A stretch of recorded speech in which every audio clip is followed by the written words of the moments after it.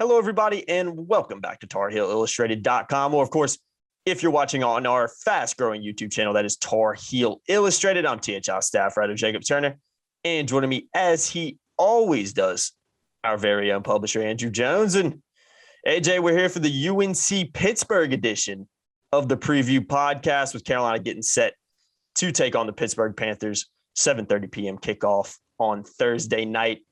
ESPN will be televising that one up at Heinz Field, obviously the home of the Pittsburgh Steelers as well. So quick turnaround for the Tar Heels, obviously coming off a big homecoming victory, dramatic homecoming victory over Wake Forest last Saturday. So a big quick turnaround for the Heels against another tough opponent and one of the best offenses in the country, which we will dive into a little bit more later on. But AJ, I think we kind of got to look back just a little bit before we move ahead and focus on Pittsburgh and what Carolina has to do to have a chance up there.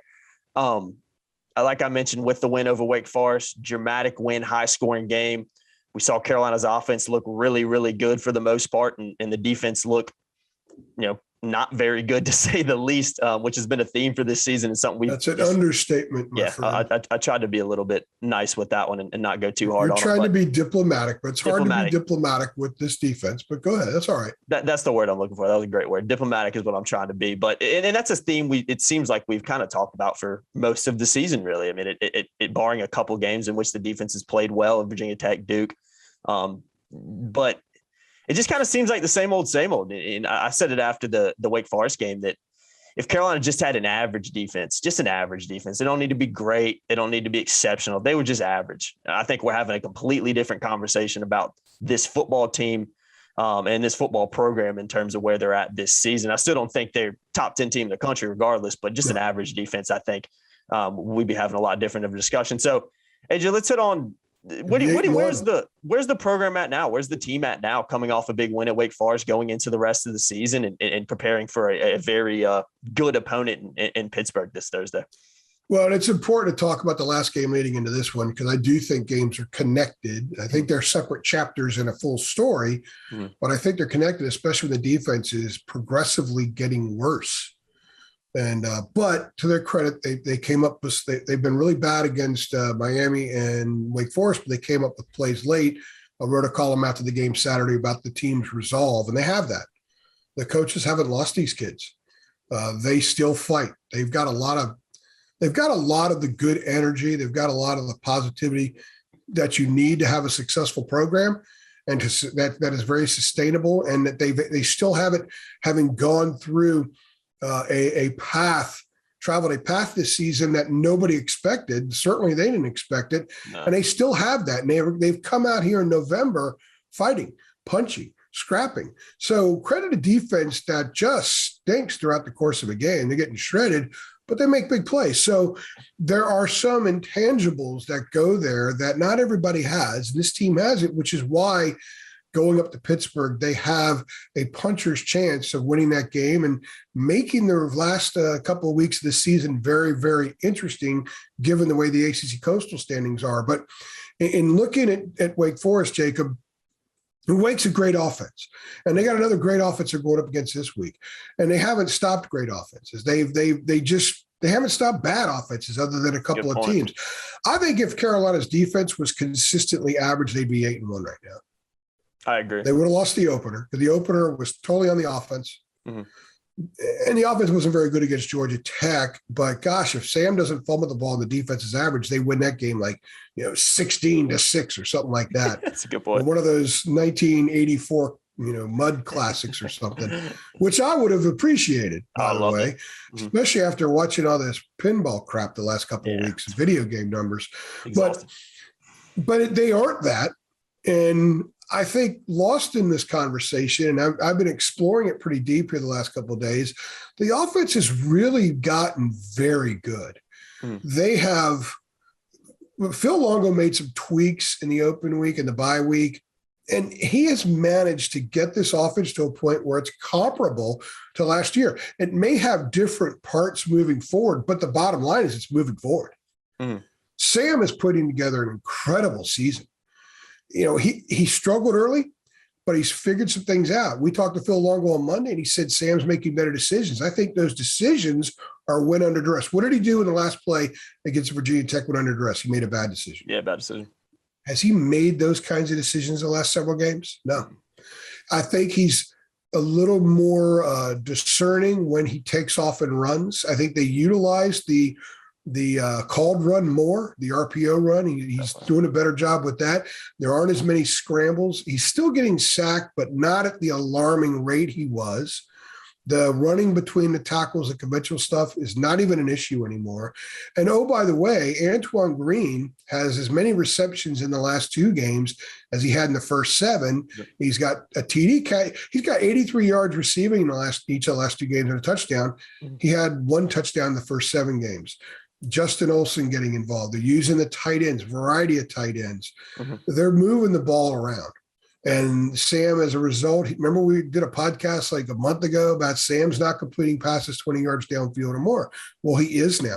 Mm-hmm. So the offense has really become what people expect from North Carolina. There are people that are criticizing Long going, yeah, you could nitpick anything, but the offense is outstanding. Yeah, the offense is not, issue, it's not the issue. Yeah, it can be better in short yard situations. Yeah, it can be better in the red zone. Mac talked about that Monday. There's no doubt about that. And perhaps they will be better by the time they go to Raleigh, and they'll need to be when they go to Raleigh because they're going to have a lot of short yard situations that day. But Largo also brought up a point I hadn't even thought of. It's a great stat. And this is one of the things I love about our Mondays with Phil Longo, because he goes inside baseball in the football way for us. Mm-hmm. And he said, we're a top 10 team in the country at avoiding third downs. That's a great stat. Great stat. Because if you avoid third downs, then you're not going 3 and out. You're not getting stopped. You stop yourself or you score. Mm-hmm. And I love that. And that means they're punching the ball down the field. They're getting it in chunks. Mm-hmm. So I love where the offense is. Mac talks up the special teams. I don't think the special teams has done nothing to win games. It's done nothing to lose games. It's just kind of coexisting right now. It is what it is, yeah. The elephant in the room is obviously the defense, and the defense is really bad. And I thought it was interesting when Jay Bateman said it by being up at the press box on Saturday that after a while they started they were doing a better job getting the calls in. But he said earlier in the year that they had no issue getting the calls in. But when you look on the field and you look at some of the screenshots and pre-snap situation, the guys just aren't ready a lot.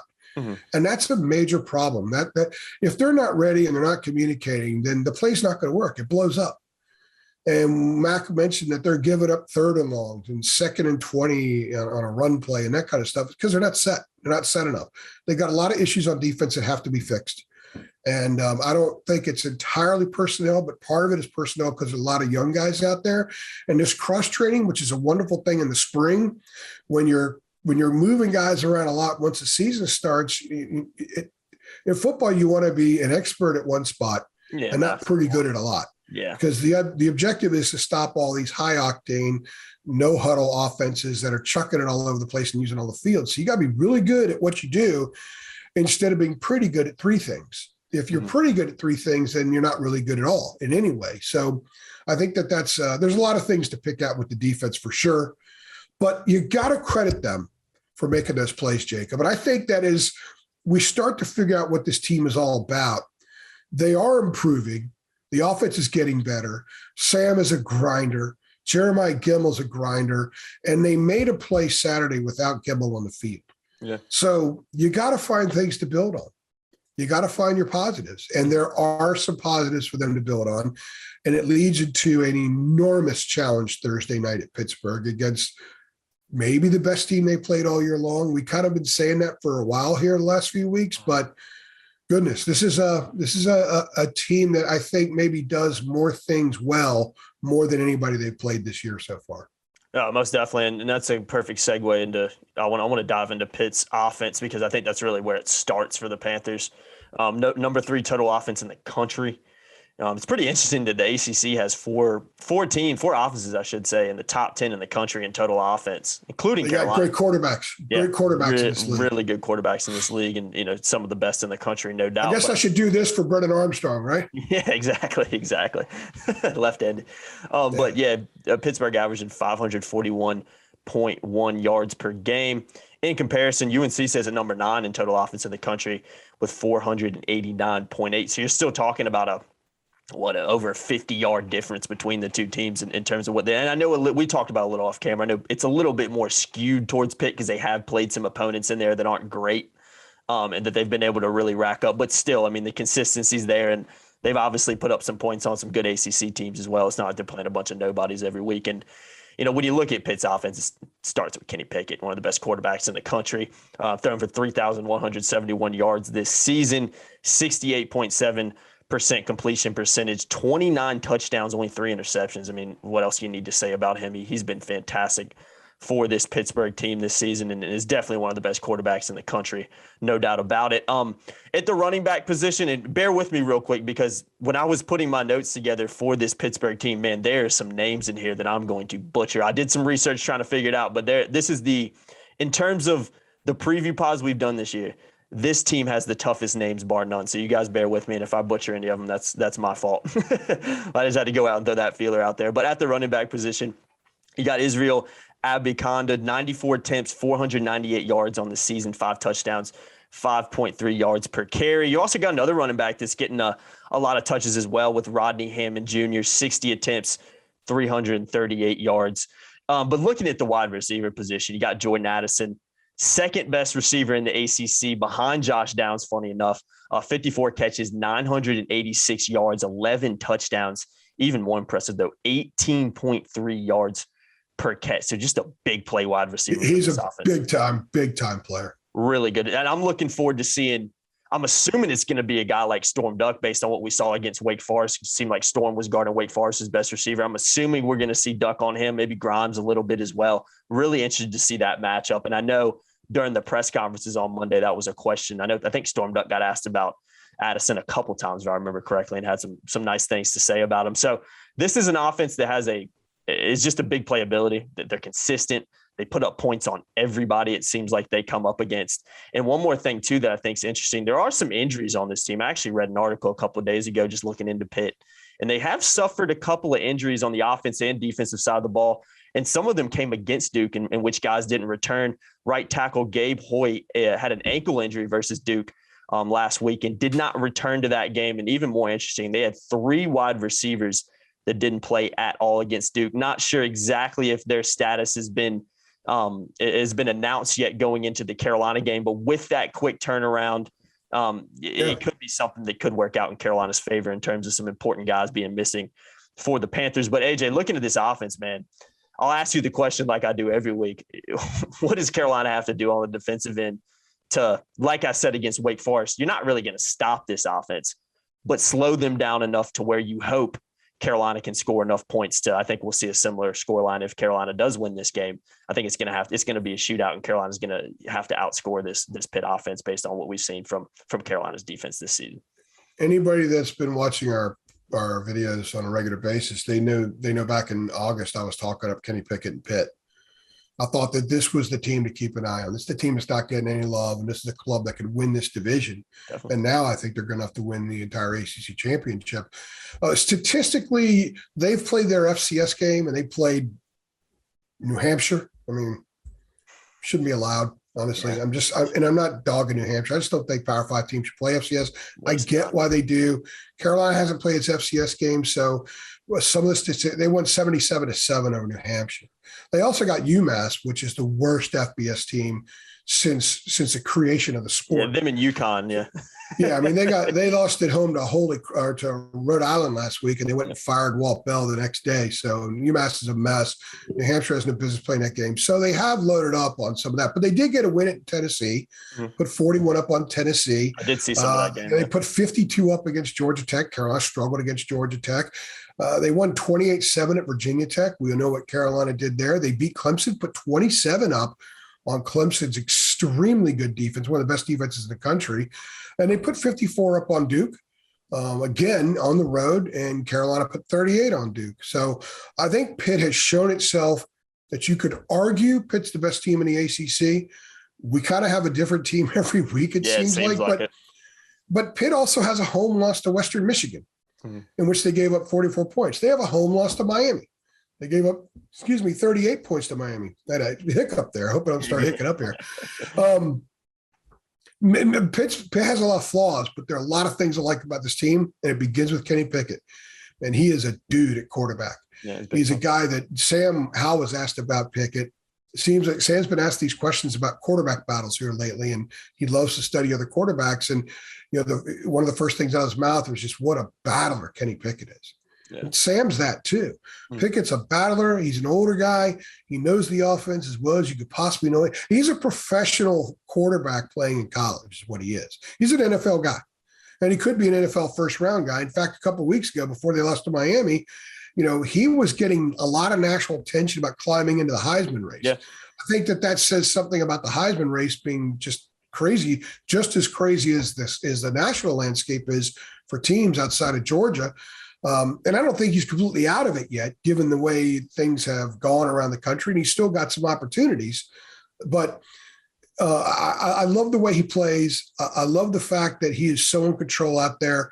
He's their leader. He's a rah-rah guy who doesn't get too amped up, but he's able to push them through situations.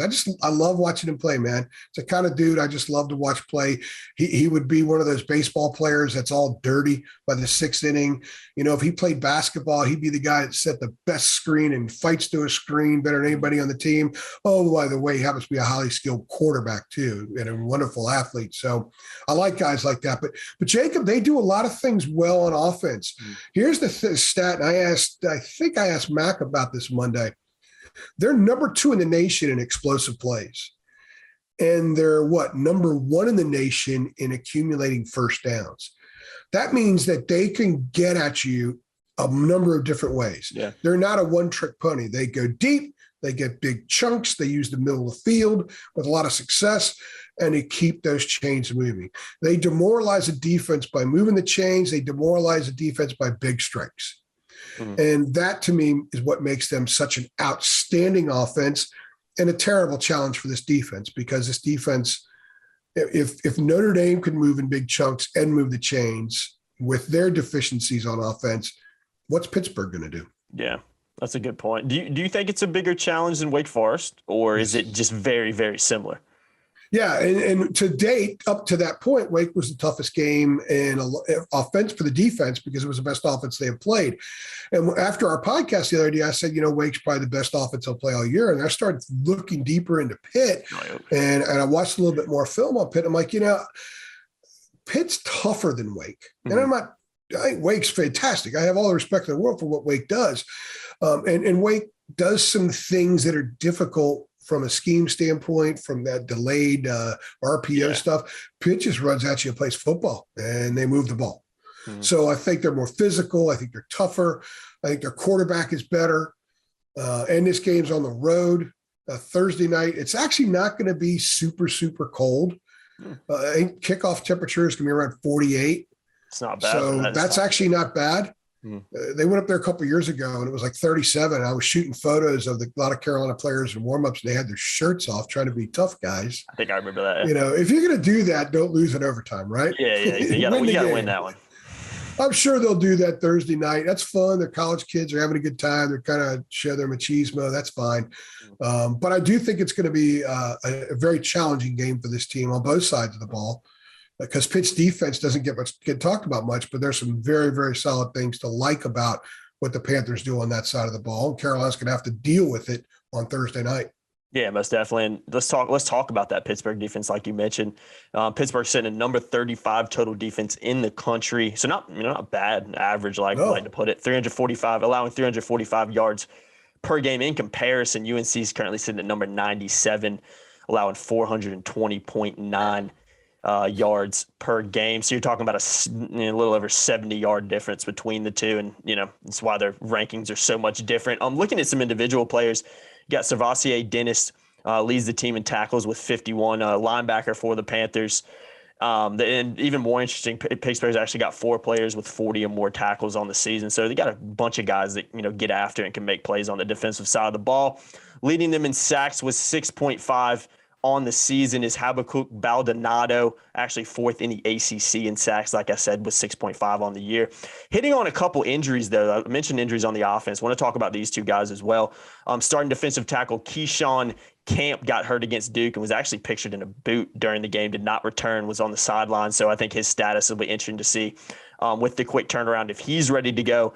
And you've also got corner A.J. Woods, who left the game against the Blue Devils with the shoulder injury as well. So you're talking about a Pittsburgh team that's banged up a little bit on both sides of the ball, that's not only is banged up, but suffered a lot of injuries against the Blue Devils in the previous week. Like I mentioned, with that quick turnaround could be something that ends up giving Carolina maybe a little bit more of a favor going into it when you look at some key guys that are either going to be out or their status is going to be up in the air with just, a 5-day period in between the games. So, AJ, I think this is a defense that Carolina can put points up on. I think Carolina offensively can put points up on just about anybody when they're clicking on all cylinders. So what does Carolina need to do offensively to put up points on Pitt? Because for me, I think it's just kind of continuing what we've seen over the past, really, I guess 3 or 4 weeks going back to that Miami game. Well, also keep in mind about those injuries. Pitt was at Duke Saturday, so they had to travel back home. So whatever treatment those guys were able to get, it wasn't the same kind of treatment they would have gotten at home. Good point. So they probably didn't get back to Pittsburgh and get back to campus till, 7:30, 8 o'clock at night. Mm-hmm. And they're at practice next day. So, I have no idea. I've talked to some Pitt people, but I haven't talked to them about their injuries. So that'll be something that'd be very interesting to look out for. I'll tell you the thing about Pitt is they're 11th in the nation on third down defense, and they're number 1 in the nation in fourth down defense. So they step up. Mm-hmm.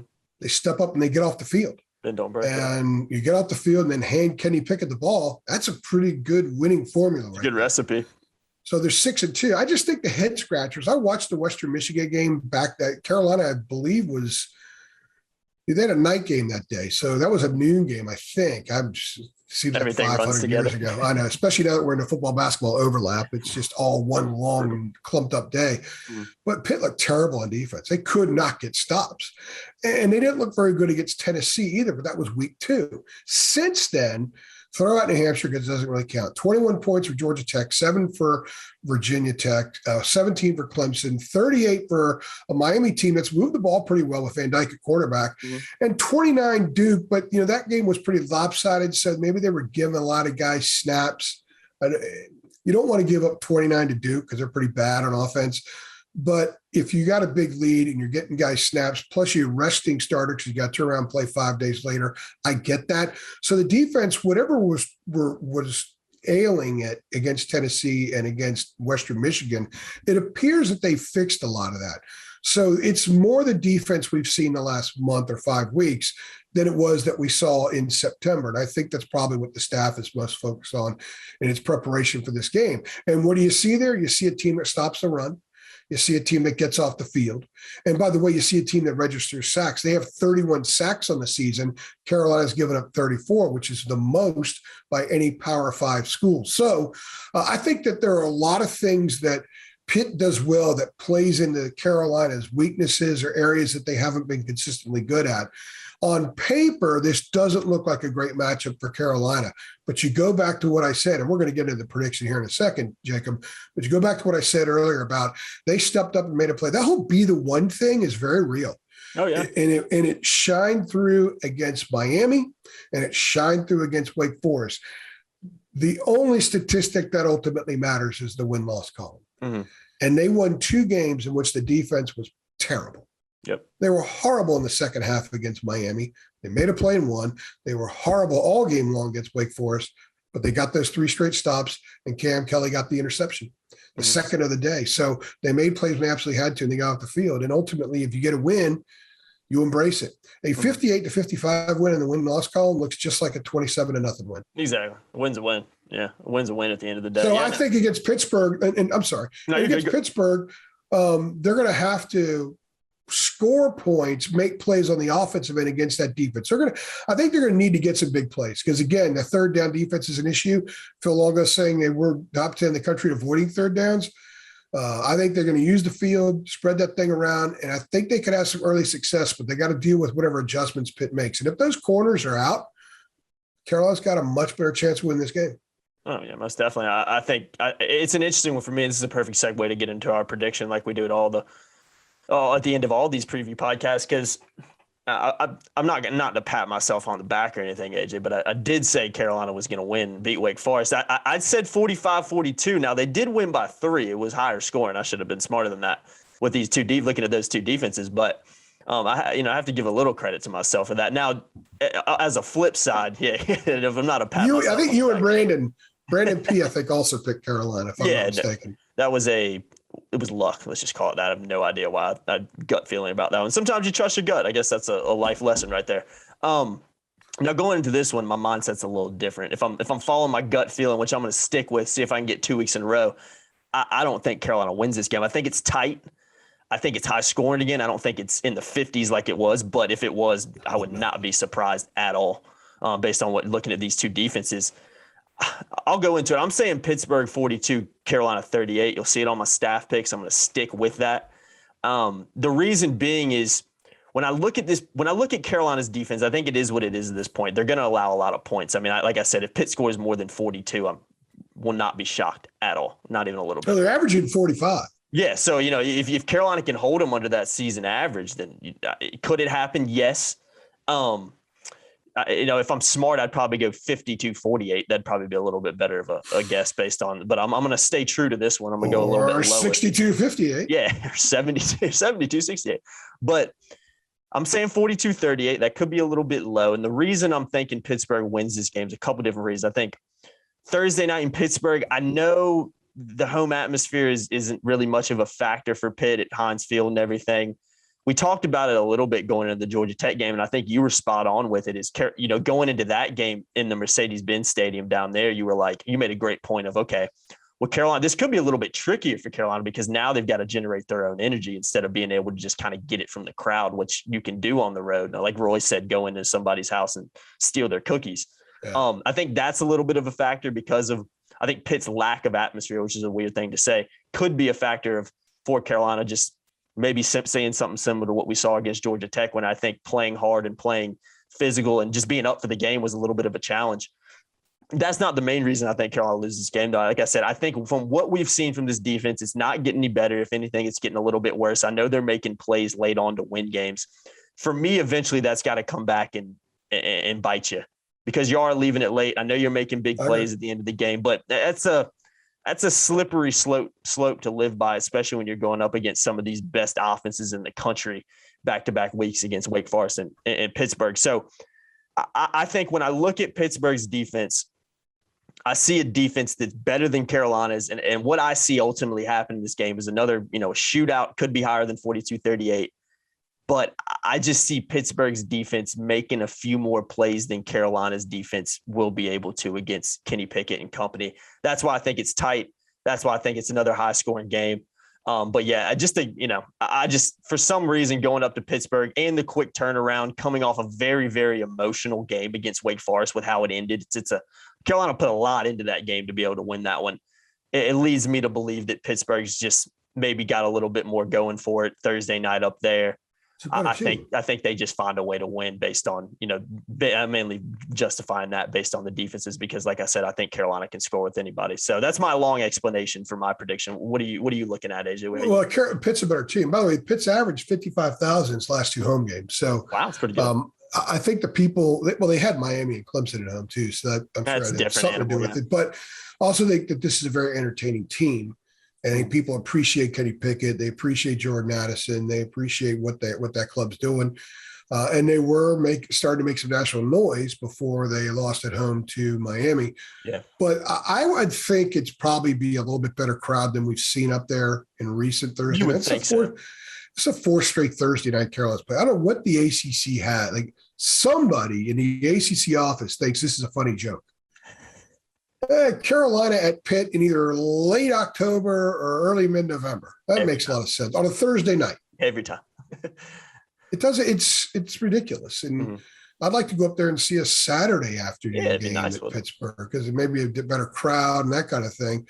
But I think there's going to be a decent crowd there. I would expect in the mid-40s at the very least, which I think it's a 61,000 seat, 62,000 seat stadium in that range, 63. It's where the Steelers play. I hope there's a lot of people there because the yellow seats, it's like I got to wear sunglasses just for fun. Covering that game. Because you think the Carolina blue seats with no one sitting in them is kind of pops and stands out. Those yellow seats are unbelievable. So, Jacob, there's just like with Wake Forest, I know that there are some things to really like about this Carolina team. There's some things to just, wow. I mean, really, they're that bad at doing some of this stuff. So you have to just look at it logically and say there's not a lot that this team has done that leads me to believe that after winning the way they just won, they're going to go up and win this game. But I'll tell you what, in the last 3 games, they have played a nail biter with Miami and won. They put themselves in a position to be within striking distance with a minute left in South Bend. A night that Notre Dame had its best offensive night of the year by far. They were close. And honestly, you have those 2 penalties, the hold on Sam's touchdown and the face mask on Morrison that led to a Notre Dame touchdown. That sequence is difference in the game, perhaps, right? And then you have a game where an undefeated top 10 team comes in and they are humming along. And Tar Heels figured out a way late to win that game. So, and they got the running touchdown by Ty Chandler. Remember what they did against Miami when they couldn't get the first down? They couldn't move the ball and got Miami the ball back, and looked like they were going to win. So the Tar Heels, even with all the mess that's underneath the umbrella, they actually make it some plays. And they're fighting and they're competing. So I think they'll do that Thursday.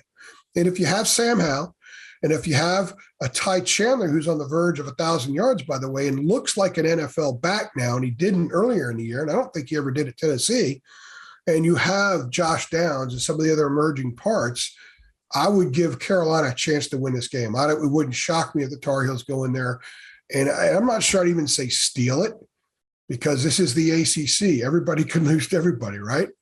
Well, everybody can beat everybody too. And I just think that Pitt's going to win this game, Jacob, but it would not surprise me if the Tar Heels win. And if the Tar Heels win this game, wow, you could start talking about Coastal stuff because they only have one conference game left at NC State. And goodness gracious, as Brett Friedlander has been saying for a while about the law of the wolf, how tight will the Wolfpack be if Carolina rolls in there the day after Thanksgiving and State needs to win the Atlantic Division? Here come the Tar Heels, who are playing pretty well at that point. Yeah. And Sam Howell and those guys are humming along. How tight will the Wolfpack be? How pent up will that fan base be? Well, that'll be an awesome environment. That'll be one of those games I'd get there 3 hours early just because of the environment. So, but I don't want to get too far ahead. Carolina's got to take care of a very difficult task Thursday night. It's doable, but I don't think it's going to happen. I think Pitt's just a better team. They make plays a lot more often throughout the course of the game on defense than Carolina does, and I think that will be the difference in this game.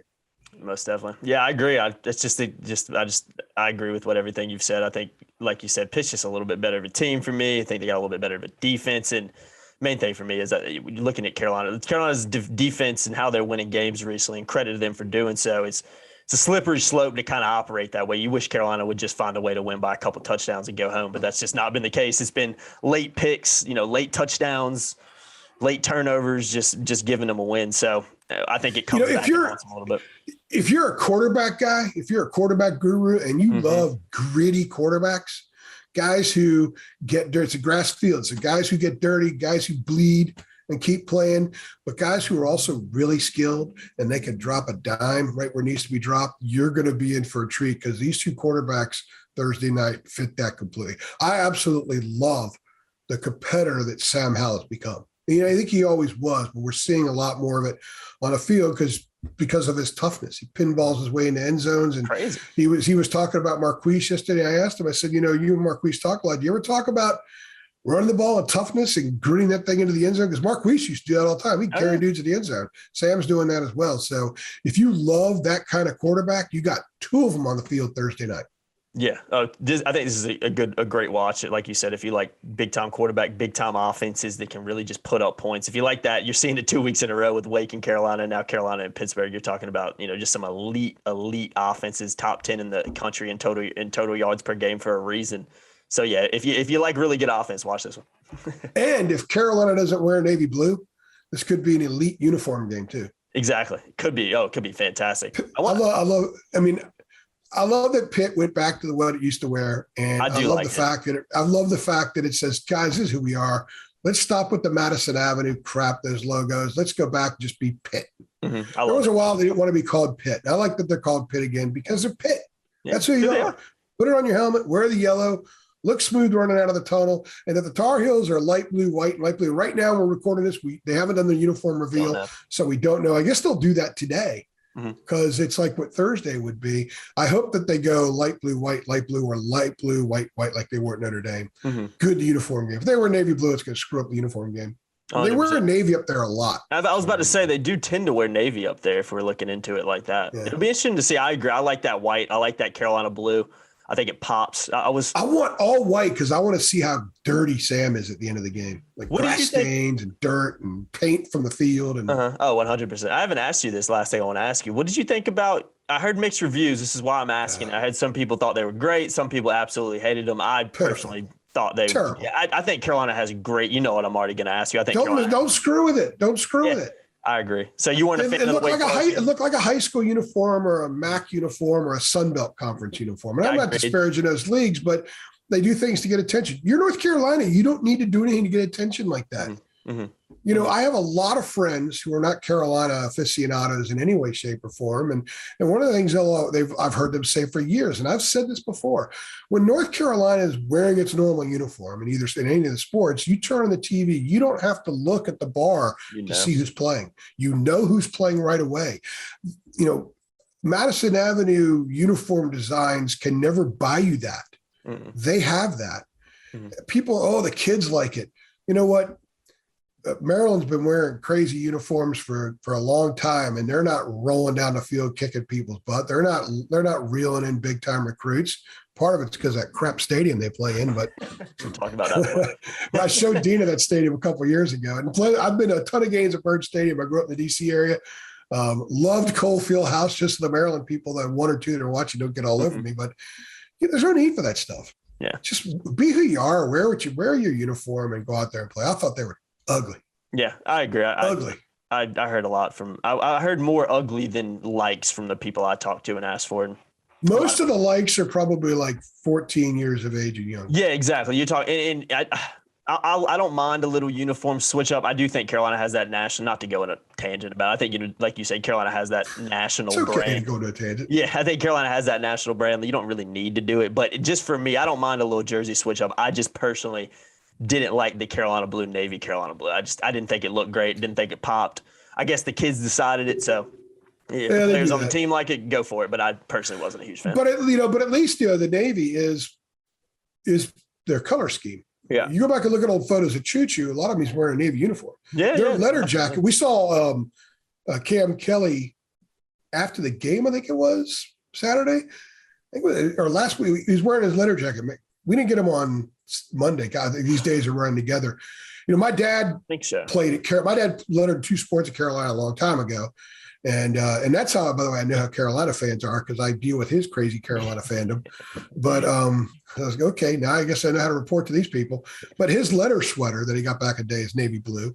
Choo Choo Justice photos, they wore navy blue. So it is a part of the school's history. You're never going to see them wear black under MAC, though. Some people have been calling for black. Let's wear black up at Pittsburgh. They're not going to roll out of the tunnel wear black under MAC. I can assure you that. No, and I'll be honest. He doesn't want that. The Larry Fedora black era uniforms are the worst uniform for Carolina football history, in my opinion. I thought what they wore the other day looked like Fedora stuff. Yeah, I agree. That's the vibe that I got. Not to take a shot at him. I do agree. I think the black it just doesn't make sense. But the uniforms that Larry brought in were pitiful. I hated them, man. Even looking back, even when I see highlights of games, like someone showed the couple weeks ago before the Notre Dame game, I saw the highlights of the Jeff Schottmer game, as you like to call it, back in the day when they played up at Notre Dame, and just the white and black. I remember seeing it. I just grimaced every time I see it. I'm like, that does not look like Carolina. That just does not represent this university and the history they have and with their uniforms and everything. So I'm glad they've gotten away from that. 2014. Yeah. You're breaking up a little bit, so it's probably a sign we should end this thing because people don't tune in to listen to complain about uniforms. But 2014, I think Georgia Tech at home, they had the black pants and light blue jerseys. That was criminal. Yeah, should have been arrested. That was a criminal. That was brutal. Anyway, I'm off my soapbox. Yeah, exactly. I'm done with it too. Like you said, the computer's breaking up, probably telling us to get the heck off of here. So we'll wrap it up here. I've been Jacob Turner. He's been Andrew Jones for the UNC Pitt edition of the Preview Podcast. Once again, 7:30 p.m. kick on Thursday night. ESPN will be broadcasting this one. As always, guys, make sure you keep it locked to TarHeelIllustrated.com. A lot going on this week. You got a basketball game on Tuesday night. You got another one on Friday night. You got a football game on Thursday. This is a busy week for Carolina football and basketball. And if you want post-game coverage leading up to it, in-game coverage, you got to keep it locked to TarHeelIllustrated.com and, of course, our YouTube channel as well. And to head over to our website, just click the description below and you'll find a link and it'll shoot you right on over there. As always, though, guys, like, share, subscribe, hit that notification bell so you know every single time we upload as well. And we'll see you guys in the next one. Thanks. Thanks.